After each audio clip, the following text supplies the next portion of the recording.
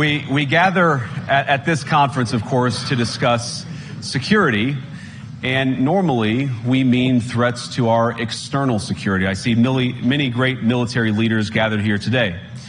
But while the Trump administration is very concerned with European security and believes that we can come to a reasonable settlement between Russia and Ukraine, and we also believe that it's important in the coming years for Europe to step up in a big way to provide for its own defense, the threat that I worry the most about vis-a-vis Europe is not Russia, it's not China, it's not any other external actor. And what I worry about is the threat from within, the retreat of Europe from some of its most fundamental values, values shared with the United States of America. And unfortunately, when I look at Europe today, it's sometimes not so clear what happened to some of the Cold War's winners. I look to Brussels, where EU commissars warn citizens that they intend to shut down social media during times of civil unrest the moment they spot what they've judged to be, quote, hateful content. Or to this very country, where police have carried out raids against citizens suspected of posting anti-feminist comments online as part of, quote, combating misogyny on the internet, a day of action. I look to Sweden, where 2 weeks ago the government convicted a Christian activist for participating in Koran burnings that resulted in his friend's murder. Free speech, I fear, is in retreat. And in the interest of comedy, my friends, but also in the interest of truth, I will admit that sometimes the loudest voices for censorship have come not from within Europe, but from within my own country, where the prior administration threatened and bullied social media companies to censor so-called misinformation.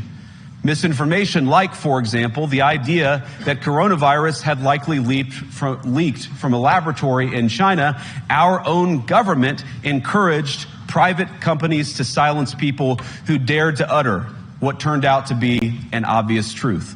So I come here today not just with an observation, but with an offer.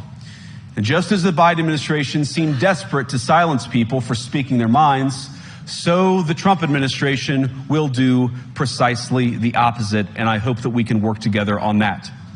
In Washington, there is a new sheriff in town, and under Donald Trump's leadership, we may disagree with your views, but we will fight to defend your right to offer it in the public square, agree or disagree.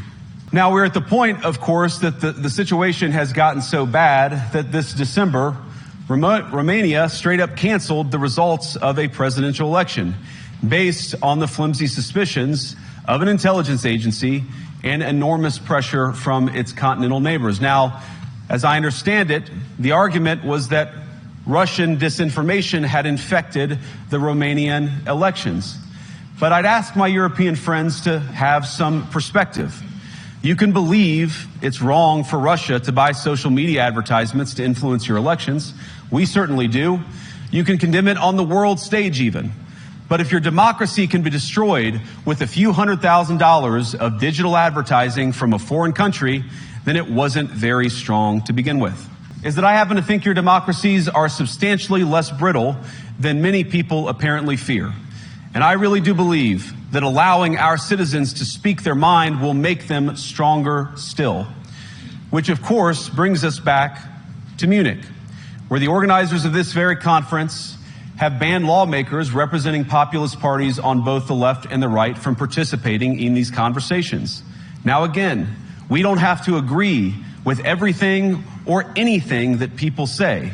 But when people represent, when political leaders represent an important constituency, it is incumbent upon us to at least participate in dialogue with them. Now, to many of us on the other side of the Atlantic, it looks more and more like old entrenched interests hiding behind ugly Soviet-era words like misinformation and disinformation, who simply don't like the idea that somebody with an alternative viewpoint might express a different opinion or, God forbid, vote a different way or, even worse, win an election. Now, this is a security conference, and I'm sure you all came here prepared to talk about how exactly you intend to increase defense spending over the next few years in line with some new target. And that's great. Because as President Trump has made abundantly clear, he believes that our European friends must play a bigger role in the future of this continent. We don't think, you hear this term, burden sharing, but we think it's an important part of being in a shared alliance together that the Europeans step up while America focuses on areas of the world that are in great danger. But let me also ask you, how will you even begin to think through the kinds of budgeting questions if we don't know what it is that we're defending in the first place? I've heard a lot already in my conversations, and I've had many, many great conversations with many people gathered here in this room. I've heard a lot about what you need to defend yourselves from, and of course that's important. But what has seemed a little bit less clear to me, and certainly I think to many of the citizens of Europe, is what exactly it is that you're defending yourselves for. What is the positive vision that animates this shared security compact that we all believe is so important? And I believe deeply that there is no security if you are afraid of the voices, the opinions, and the conscience that guide your very own people. You cannot win a democratic mandate by censoring your opponents or putting them in jail. Whether that's the leader of the opposition, a humble Christian praying in her own home, or a journalist trying to report the news. Nor can you win one by disregarding your basic electorate on questions like who gets to be a part of our shared society. And of all the pressing challenges that the nations represented here face, I believe there is nothing more urgent than mass migration. Today, almost 1 in 5 people living in this country moved here from abroad. That is, of course, an all-time high. It's a similar number, by the way, in the United States, also an all-time high. The number of immigrants who entered the EU from non-EU countries doubled between 2021 and 2022 alone, and of course it's gotten much higher since. And we know this situation, it didn't materialize in a vacuum. It's the result of a series of conscious decisions made by politicians all over the continent and others across the world over the span of a decade. We saw the horrors wrought by these decisions yesterday in this very city. And of course, I can't bring it up again without thinking about the terrible victims who had a beautiful winter day in Munich ruined. Our thoughts and prayers are with them and will remain with them. But why did this happen in the first place? It's a terrible story, but it's one we've heard way too many times in Europe and unfortunately too many times in the United States as well. An asylum seeker, often a young man in his mid-20s, already known to police, rams a car into a crowd and shatters a community. How many times must we suffer these appalling setbacks before we change course and take our shared civilization in a new direction? You can embrace what your people tell you, even when it's surprising, even when you don't agree.